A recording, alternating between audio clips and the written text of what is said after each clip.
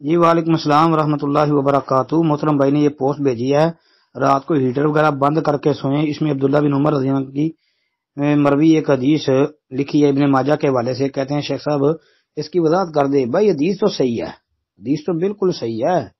یہ سنن ابن ماجہ کے اندر یہ حدیث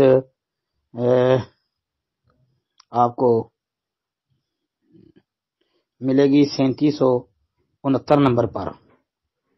جی تو یہ ابن ماجہ کے علاوہ مسند احمد کے اندر 4546 نمبر یعنی 4546 نمبر پر بھی آتی ہے۔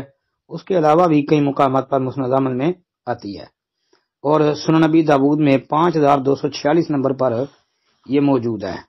مسند حمیدی کے اندر بھی 618 نمبر پر، اور صحیح بخاری، سب سے بڑی بات صحیح بخاری مسلم کی حدیث ہے، صحیح بخاری کے اندر بھی یہی الفاظ 6293 نمبر پر یعنی 6293 پر، اور امام بخاری کی الادب المفرد میں 1224 پر، صحیح مسلم کے اندر 2015 نمبر پر، جامع ترمذی میں 1813 نمبر پر۔